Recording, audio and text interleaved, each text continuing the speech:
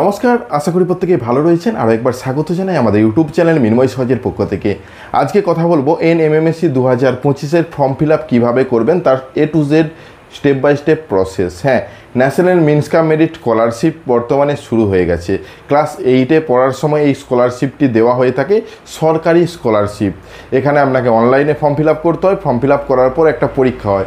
এবছর 2025-এ পরীক্ষা হবে 21/12/2025-এ। ফর্ম ফিল আপ শুরু হয়েছে 7/8/2025 থেকে, চলবে 9/9/2025 পর্যন্ত। এর মধ্যে আপনাকে সম্পূর্ণ প্রক্রিয়া সমাপ্ত করতে হবে ফর্ম ফিল আপের যাবতীয় যা প্রসেস রয়েছে।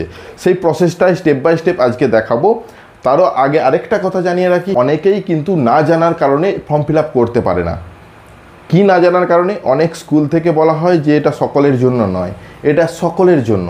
যারাই 55% 7 থেকে 8-এ উঠেছে পার্সেন্টেজ মার্কস নিয়ে, তারাই কিন্তু আবেদন করতে পারে। আবেদন করতে কোনো খরচা নেই, শুধুমাত্র অনলাইন চার্জ ছাড়া কোনো পেমেন্ট আপনাকে করতে হবে না। এটা সম্পূর্ণ সেন্ট্রাল গভর্নমেন্টের তরফ থেকে একটা স্কলারশিপ। যে স্কলারশিপে যদি আপনার নাম আসে তাহলে 4 বছর 12,000 টাকা করে স্কলারশিপ দেওয়া হয়। এটা একটা যথেষ্ট অ্যামাউন্ট, আপনার পড়াশোনার ক্ষেত্রে অনেকটা কাজে লাগবে। তো সেই রকম একটা স্কলারশিপ, অবশ্যই ভিডিওটা শেয়ার করে দিন। SC STদের জন্য রয়েছে বিশেষ সুযোগ। এমনিতেই 5% ছাড় রয়েছে। পার্সেন্টেজের দিক থেকে 50% নাম্বার থাকলেই তারা ফর্ম ফিল আপ করতে পারে।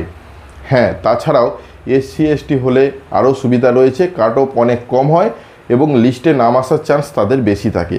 তো আজকে সম্পূর্ণ তথ্য পরে আরও আলোচনা করব। আজকে A to Z তথ্যের সাথে কিভাবে ফর্মটা পূরণ করবেন স্টেপ বাই স্টেপ পদ্ধতিটা দেখে নেওয়া যাক। একদম সরাসরি স্ক্রিনে যাব। অবশ্যই ভিডিওটাকে স্কিপ না করে লাস্ট পর্যন্ত দেখুন এবং আমাদের সাথে থাকুন। একটা ছোট্ট অনুরোধ, যদি আপনি আমাদের চ্যানেলে নতুন আসছেন, চ্যানেলটাকে সাবস্ক্রাইব করুন। পাশের দেওয়া বেল আইকনটা ক্লিক করতে ভুলবেন না পরবর্তী নোটিফিকেশন পাওয়ার জন্য। যারা অলরেডি সাবস্ক্রাইব করে আমাদেরকে সাপোর্ট করছেন, অসংখ্য ধন্যবাদ। হ্যাঁ, আজকে কথা বলছি ফর্ম ফিল আপ করবেন কী করে তার স্টেপ বাই স্টেপ পদ্ধতি।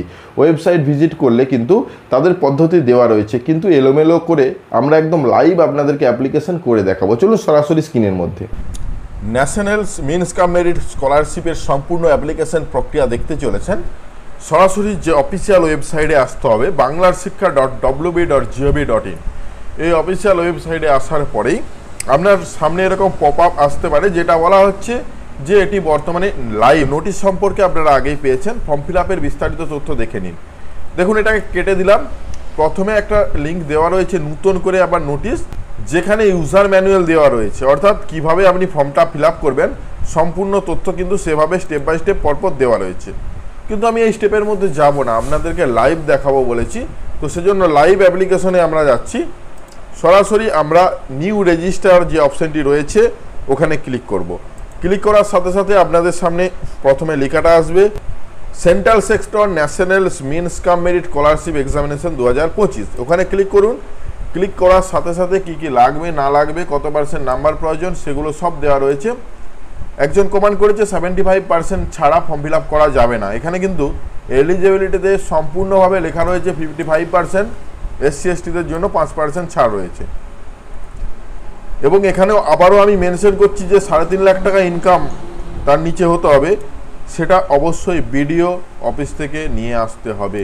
যদি পৌরসভার ক্ষেত্রে হয়ে থাকে তাহলে এক্সিকিউটিভ অফিসারের কাছ থেকে নিয়ে আসতে হবে। যাই হোক, এই বিষয়টা সম্পূর্ণ তথ্য দেখলেন, কি কি আপলোড করতে হবে। এর নিচে আপনি যাবেন, নিচের দিকে যাবেন, দেখতে পাবেন যে প্রসিড টু রেজিস্ট্রেশন, এই অপশানে ক্লিক করবেন। ক্লিক করার সাথে সাথে রেজিস্ট্রেশন পার্টে নিয়ে যাওয়া হবে।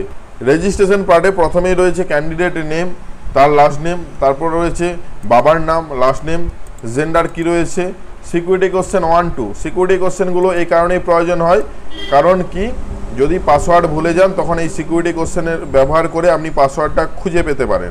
এইদিকে ডেট অফ বার্থ, যে ক্যালেন্ডার আসবে সেই ক্যালেন্ডার অনুযায়ী ডেট অফ বার্থ দিবেন। বাংলা শিক্ষা আইডি, প্রথমেই বলেছিলাম অবশ্যই বাংলা শিক্ষা আইডি পাবেন। যদি না জানেন, আপনার যে মার্কশিট প্রোভাইড করা রয়েছে ক্লাস 7 থেকে 8-এ ওঠার সময়, সেখানে কিন্তু স্টুডেন্ট আইডিটাই হলো বাংলার শিক্ষা আইডি। তারপর ইমেল আইডি, তারপর মোবাইল নম্বর, পাসওয়ার্ড অ্যালফানিউমেরিক পাসওয়ার্ড ব্যবহার করবেন এবং সেই পাসওয়ার্ডটা দ্বিতীয়বার এন্ট্রি করে রেজিস্টারে ক্লিক করবেন। রেজিস্টারে ক্লিক করার সাথে সাথেই এরকম লেখা আসবে যে রেজিস্ট্রেশন সাকসেসফুল হয়েছে, কনগ্রাচুলেশন দিয়ে your registration successful, which registration number একটা প্রোভাইড করেছে, কাইন্ডলি নোট, এই নাম্বারটা নোট করে রাখবেন।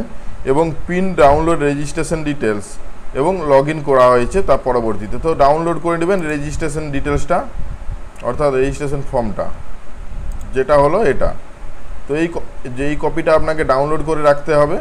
পরবর্তীতে লগ ইন করার জন্য রেজিস্ট্রেশন নম্বরটাকে কপি করে নেবেন এবং লগ ইন করুন।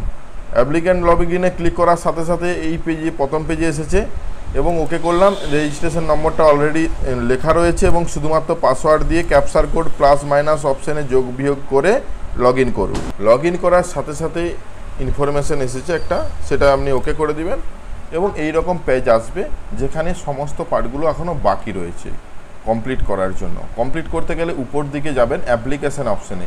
তো অ্যাপ্লিকেশান অপশানে ফর্ম ফিল আপ বলে একটি অপশান দেখতে পাচ্ছেন, ওখানে ক্লিক করুন। ক্লিক করার সাথে সাথে এখানে আগের থেকে যা ফিল করেছেন দেখতে পাবেন, মায়ের নাম লেখার জায়গা আসবে এবং ওয়ান টাইম রেজিস্ট্রেশন যদি থাকে ওটিআর নম্বর তাহলে দিবেন, আধার কার্ড নম্বরটা দিবেন। তার নিচে পোস্টাল অ্যাড্রেসে ভিলেজ, পোস্ট, পুলিশ স্টেশন, ভিলেজের ঘর আলাদা রয়েছে, পুলিশ স্টেশনের ঘর আলাদা, পোস্ট অফিসের ঘর। কিন্তু হাউস নম্বর, এই হাউস নম্বর পাবেন কি করে এ বিষয়ে আমরা একটা ভিডিও বানিয়েছি, দেখে নিতে পারেন, ডেসক্রিপশনে ভিডিওটা দিয়ে রাখছি। তাছাড়া হাউস নম্বর ফাইন মিনময় সহজ লিখে ইউটিউবে সার্চ করবেন, পেয়ে যাবেন। তো যাই হোক, এই সাইডের যেগুলো রয়েছে ড্রপডাউন থেকে চয়েস করতে হবে। ডিস্ট্রিক্ট পরপর চয়েস করতে পারবেন, প্রথমেই যদি ডিস্ট্রিক্ট চয়েস করেন পারবেন না, গ্রামীণ না শহরে বাস করেন সেটা চয়েস করবেন এবং বাকি সমস্ত ঘরগুলো ভালোভাবে ফিল করবেন।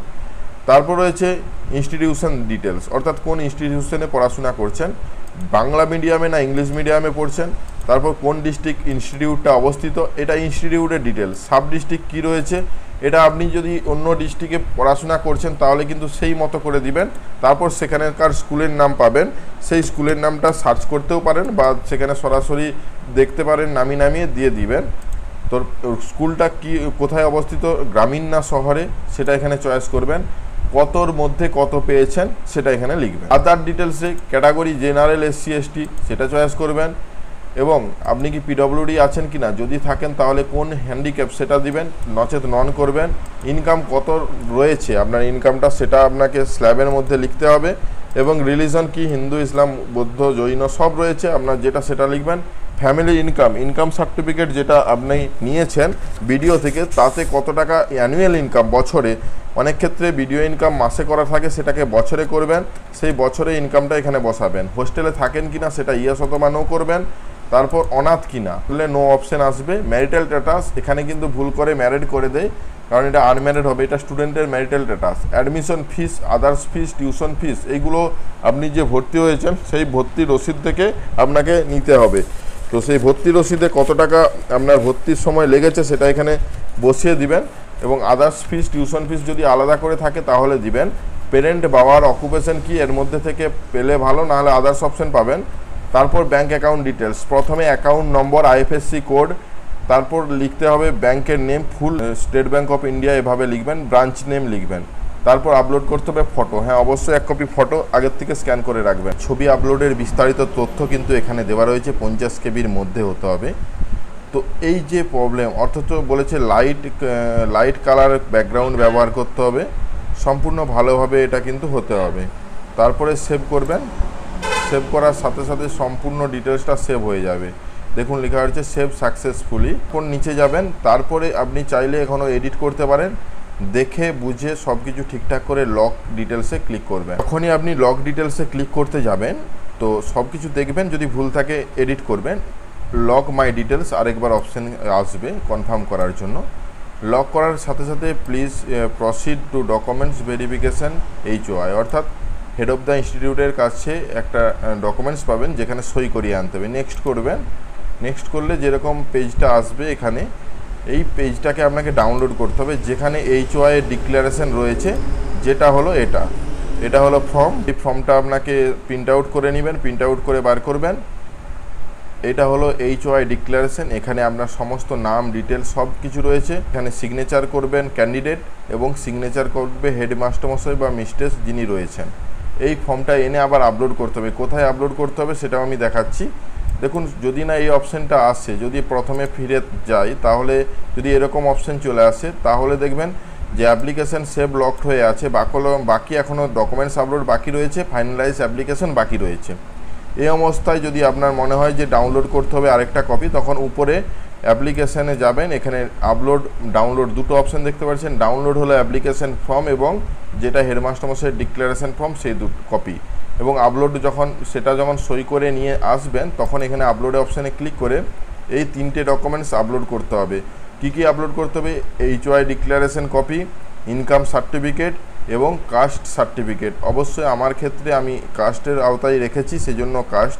আপনি যদি জেনারেল করছেন তাহলে কিন্তু কাস্টের আওতায় নেই এবং সেক্ষেত্রে এই সার্টিফিকেটটা দিতে হবে না। সমস্ত ডকুমেন্টসগুলো 200 কেবির মধ্যে PDF ফাইলে আপলোড করতে হবে। আপলোড করার পর ফাইনালাইজ অ্যাপ্লিকেশন কমপ্লিট হবে।